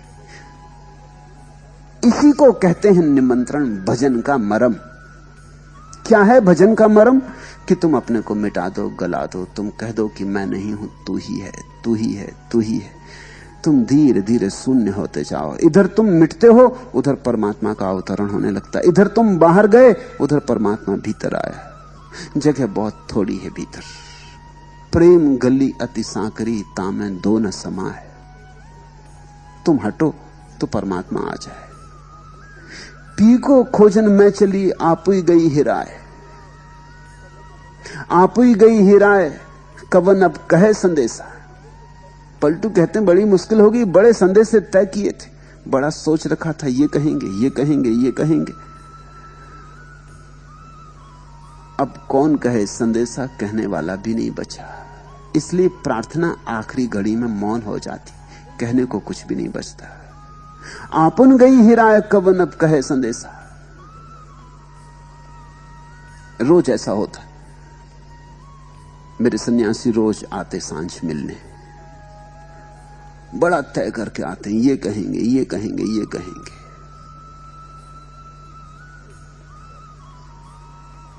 फिर सामने बैठते हैं और कहते हैं कि भूल गए, कुछ कहने का याद नहीं आता। क्या हो जाता उन्हें? जब तक दूरी हो तब तक कहने को कुछ होता। जैसे ही निकटता बढ़ती वैसे ही शब्द बीच में नहीं बचते।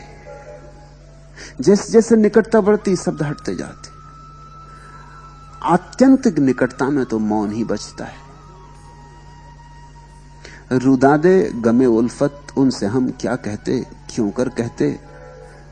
एक हर्फ न निकला ओंठों से और आंख में आंसू आ भी गए। प्रेम के दुखों की कहानी भी कहने की सोचता है वक्त, कि कितना संसार में तड़फा, किस किस तरह की विरह की पीड़ा थी, किस किस तरह तुम्हें याद किया। रुदादे गमे उल्फत, उनसे हम क्या कहते, क्यों कर कहते।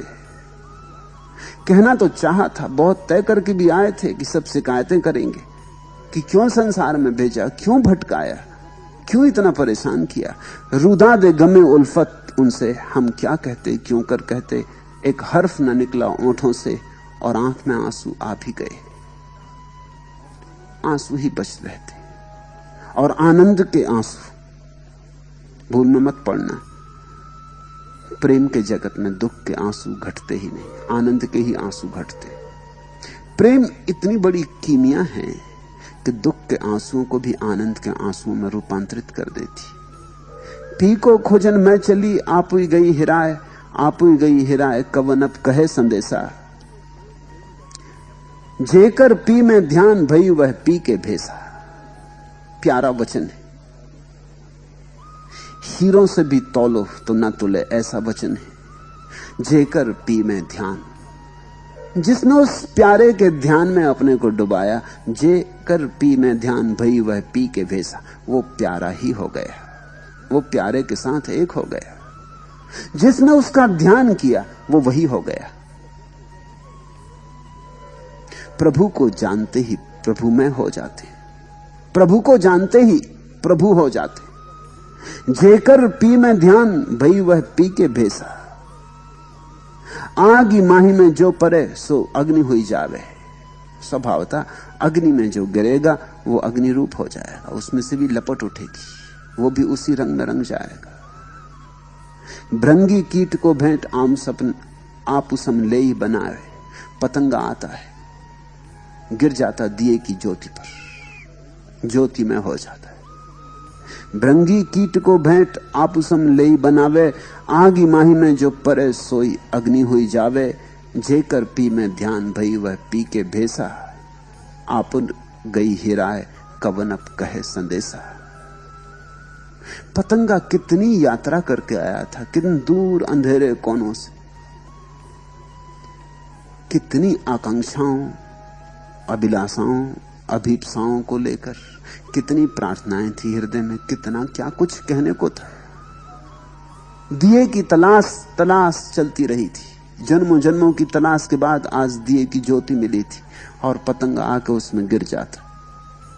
और ज्योति रूप हो जाता है।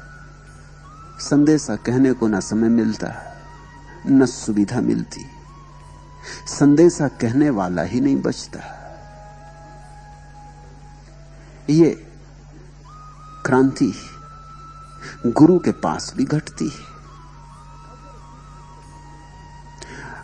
अगर शिष्य सच में ही समर्पित है तो गुरु के पास भी आके कुछ कहने को नहीं बचता।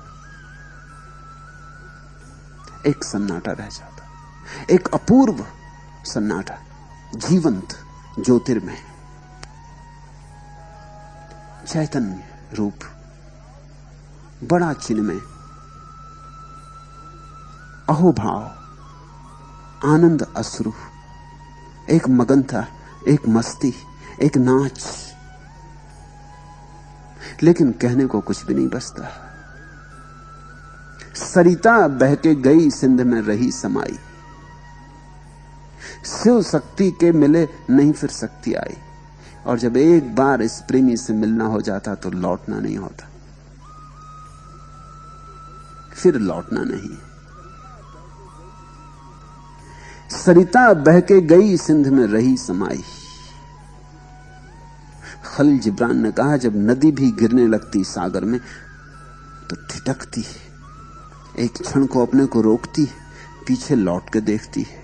वे सब घाट जहां से गुजरी, वे सब तीर्थ, वे सारे लोग जिनसे राह में मिलना हुआ, अच्छे बुरे, हजार हजार स्मृतियां, पहाड़ के उत्तुंग शिखर, मैदानों की गंदगी, वृक्षों की छायाएं, पक्षियों के गीत, आकाश में उड़ते बादल, चांद तारे, उनकी झलक, उनके प्रतिफलन। लंबी कथा है। अब गंगा चलती हिमालय से सागर तक जाते जाते हजारों मील की यात्रा है, हजारों अनुभव होते हैं।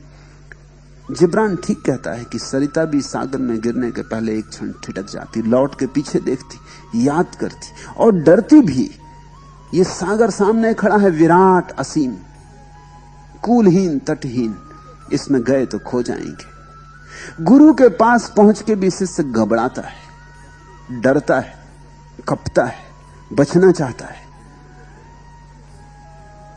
लेकिन गुरु में गिरना सीखना पड़े। गुरु में जो गिरना सीखे वही किसी दिन परमात्मा में गिर सकता है। गुरु में गिरना तो परमात्मा में गिरने का पूर्व अभ्यास है। काखागा पाठ का प्रारंभ, श्री गणेशाय नमः। सरिता बह के गई सिंध में रही समाई, शिव शक्ति के मिले नहीं फिर शक्ति आई। जैसे ही शिव और शक्ति का मिलन हो जाता है, फिर लौटना नहीं, फिर शक्ति वापस नहीं लौटती। जैसे प्रिय और प्रेसी का मिलना हो गया, प्रेसी खो गई। प्रेसी यानी हम, प्रिय यानी परमात्मा।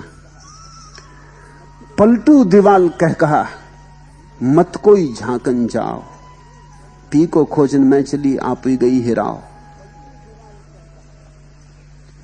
पलटू दीवाल कह कहा, चीन की दीवाल की तरफ इशारा है।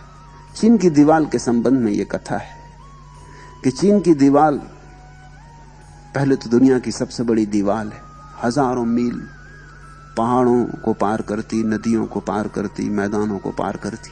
ऐसी कोई दीवाल दुनिया में नहीं। बड़ी चौड़ी दीवाल, पहाड़ जैसी दीवाल है, एक बैलगाड़ी चल सके दीवाल के ऊपर। बड़ी ऊंची दीवाल है, उसको पार करना मुश्किल। चीन की दीवाल के संबंध में एक लोकोक्ति है कि चीन की दीवाल में एक खतरा है। वो इस तरकीब से बनाई गई कि अगर कोई उस पर चढ़ के दूसरी तरफ देखे तो उसे एकदम कहकहा छूटता है, एकदम हंसी छूटती। वो इतना मस्त हो जाता है, ऐसे नशे में डूब जाता है कि तत्क्षण छलांग लगा के कूद जाता है उस तरफ और फिर खो जाता है, फिर कभी उसका पता नहीं चलता। ये जरूर चीन के बाहर से जो दुश्मन चीन पर हमला करने के लिए आते रहेंगे, उन्हीं से बचने के लिए दीवार बनाई गई थी। उनमें यह कहानी चल पड़ी होगी कि चीन की दीवार एक तो चढ़ना मुश्किल, अगर चढ़ जाओ और अगर उस तरफ उतर गए तो फिर लौटना मुश्किल। सावधान, कोई चढ़ना मत और उस तरफ झांक के देखना मत, उसमें बड़ा जादू है। जो झांक के देखता है उसका कूदने का मन हो जाता है। उसी की तरफ इशारा पलटू का, बड़ा प्यारा उपयोग किया। पलटू दीवाल कह कहा मत को झांकन जाए। पलटू कहते हैं तुम्हें मैं पहले ही सावधान कर देता हूं, ये परमात्मा जो है दीवाल कह कहा, फिर मुझसे मत कहना, मैं तुम्हें पहले ही बता देता हूं। परमात्मा को खोजने चले हो, एक बात ख्याल रखना, परमात्मा को इस तरह न खोज पाओगे कि परमात्मा तुम्हारी मुट्ठी में बंद हो जाए। परमात्मा को खोजने बहुत लोग चलते, उनकी ख्याल, उनकी दृष्टि यही होती है जैसे धन को तिजोरी में बंद कर लिया, एक दिन परमात्मा को भी तिजोरी में बंद कर देंगे। वो यही सोचते हैं कि परमात्मा का भी परिग्रह कर लेंगे। वो उनकी अकड़ की ही खोज है, वो असली खोज नहीं है, वो अहंकार की ही यात्रा है। वो कहते हैं हमने धन पाया, पद पाया, सब पाया, अब परमात्मा को पाके रहेंगे। मोरारजी देसाई जिस दिन प्रधानमंत्री बने, एक पत्रकार ने उनसे पूछा कि आपकी जीवन भर की जो खोज थी और आपके जीवन भर की जो आकांक्षा थी वो पूरी हो गई, आप प्रसन्न होंगे? उन्होंने कहा ये कुछ भी नहीं, अभी तो मुझे परमात्मा को खोजना। सुनने वाले को लगेगा कि बड़ी धार्मिक बात है, जरा भी धार्मिक नहीं। परमात्मा की खोजना है तो ये दिल्ली से परमात्मा की तरफ जाने का कोई रास्ता अनिवार्य से थोड़ी गुजरता है।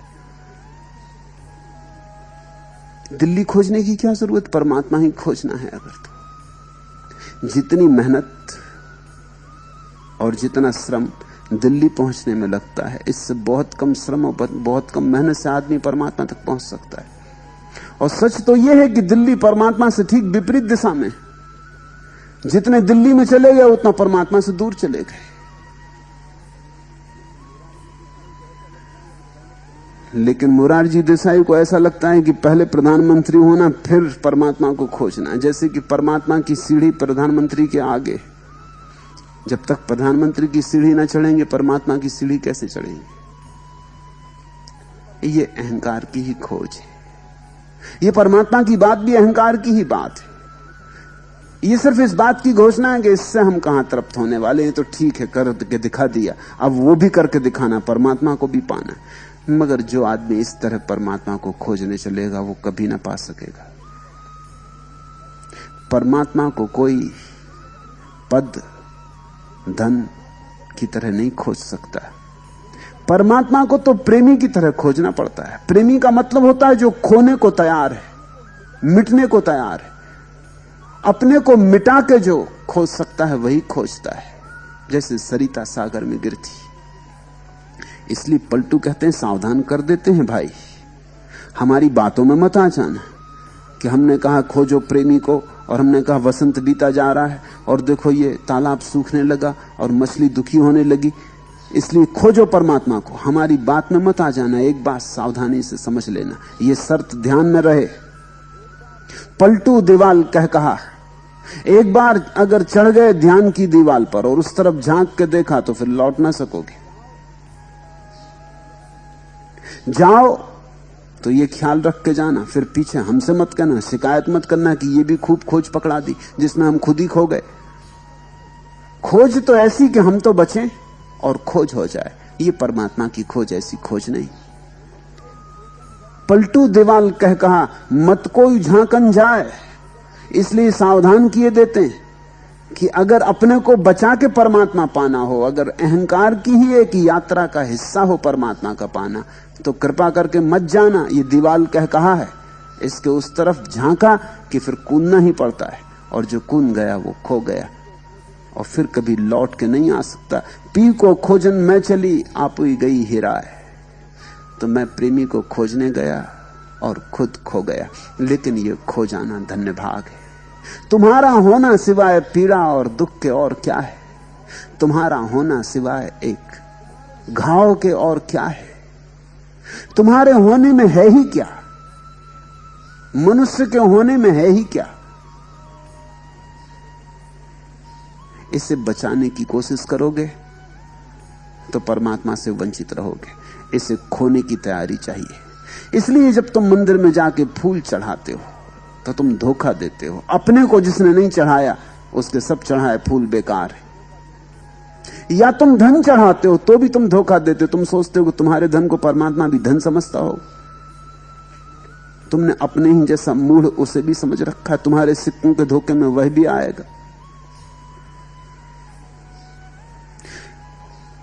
अगर चढ़ाना हो तो अपने को चढ़ाना, उसके अतिरिक्त और कोई चीज नहीं चढ़ाई जा सकती। आदमी ने सब चीजें चढ़ाई, यहां तक कि उसको समझ में आ गया कि धन तो अपना बनाया हुआ है, इसको क्या चढ़ाना। तो उसने पशु भी चढ़ाए, पशु वध किए, यज्ञ किए, गाय चढ़ाओ, घोड़ा चढ़ाओ, और यहां तक कि आदमी भी चढ़ाए, नरमेध यज्ञ भी किए। बुद्ध के जीवन में उल्लेख, एक गांव में यज्ञ हो रहा है और गांव का राजा एक बकरे को चढ़ा रहा है। बुद्ध गांव से गुजरे हैं, वो वहां पहुंच गए और उन्होंने उस राजा को कहा कि ये क्या कर रहे हैं, इस बकरे को चढ़ा रहे हैं, किस लिए?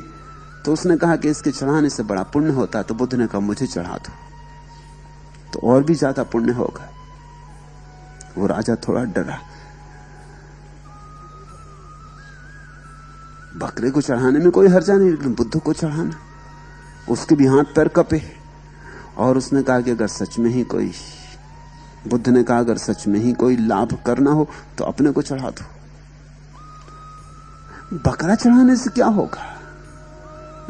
उस राजा ने कहा ना, बकरे का कोई नुकसान नहीं, ये स्वर्ग चला जाएगा। बुद्ध ने कहा बहुत ही अच्छा, मैं स्वर्ग की तलाश कर रहा हूं, तुम मुझे चढ़ा दो, तुम मुझे स्वर्ग भेज दो। और तुम अपने माता पिता को क्यों नहीं भेजते स्वर्ग, और खुद को क्यों रोके हुए हो? जब स्वर्ग जाने की ऐसी सरल तुम्हें सुगम तरकीब मिल गई है तो काट लो गर्दन। बकरे को बेचारे को क्यों भेज रहे जो शायद जाना भी ना चाहता हो स्वर्ग? बकरे को खुद ही चुनने दो कहां उसे जाना है।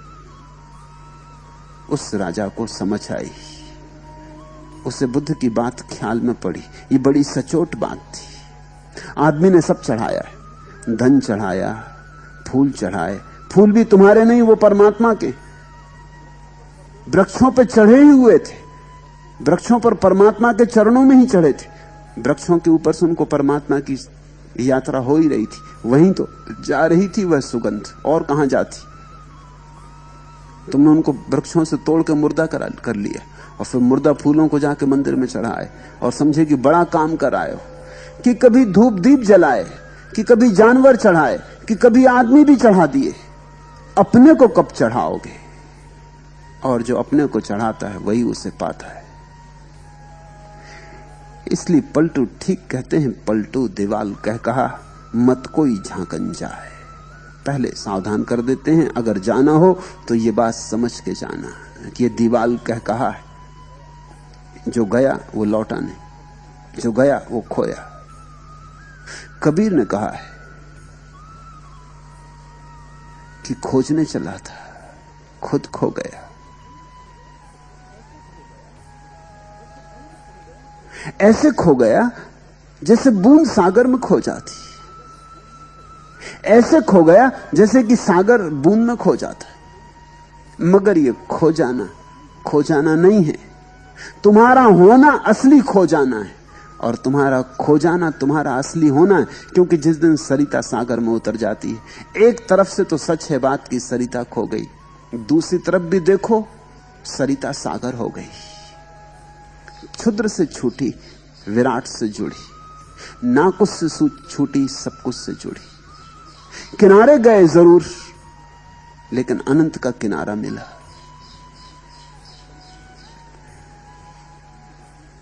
पलटू के इन वचनों को धीरे धीरे पीना,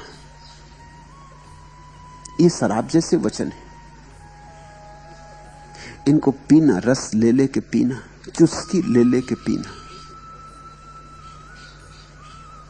एक एक वचन तुम्हें तरंगित करेगा, एक एक वचन तुम्हें हिलाएगा, डुलाएगा। तुम्हारे भीतर सोई हुई ऊर्जा धीरे धीरे नृत्य मग्न हो उठेगी, और तुम्हारे भीतर क्या क्या नहीं छिपा है। लेकिन तुम तो बाहर खोजते हो, इसलिए भीतर का पता नहीं चलता है। और तुम्हारे भीतर क्या क्या नहीं छिपा है।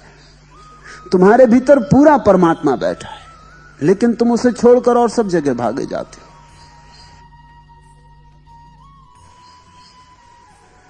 लौटो घर। क्या सोवे तू बावरी, चाला जात वसंत। चाला जात वसंत कंतना घर में आगे की मेरे। होश आया कि गए, जब तक बेहोशी है तब तक बने रहो, तब तक अभिनय चलेगा, तब तक ये नाटक चलेगा। जैसे ही जरा होश की किरण आई कि नाटक बंद हुआ। उससे डरे हुए हो, मगर तुम कितने ही डरे रहो, मौत आती है, मौत आ रही है। ज्यों ज्यों सूखे ताल है त्यों त्यों मीन मलिन, त्यों त्यों मीन मलिन। जेठ में सूख्यो पानी, तीनों पन गए बीत, भजन का मरम न जानी। कमल गए कुम्हलाए, हंस ने किया पयाना। मीन लिया कोई मार, ठाव ढेला चिरहाना। ऐसी मानुष देह वृथा में जात अनारी। भूला कौल करार, आपसे काम बिगारी। पलटू बरस और मास दिन, पहर जाना ही पड़ेगा। जाना तो पड़ेगा, तो जाना तो है ही निश्चित। मौत में जाओ या दीवाल कह कहा, दो उपाय हैं जाने के। या तो मौत के जाल में फंसोगे, परवश खींचे जाओगे, फिर जीवन में फेंके जाओगे। एक दूसरा राह भी है, समाधि की, सन्यास की। एक दूसरा उपाय भी है, खुद ही कूद जाओ परमात्मा में। इसके पहले कि मौत मारे, खुद मर जाओ। और जो खुद मर गया, स्वांतः सुखाय मर गया, उसके जीवन में अमृत का वास आ जाता है। पी को खोजन में। अभी आप सुन रहे थे भक्त पलटू दास के वचनों पर ओशो द्वारा की गई व्याख्या।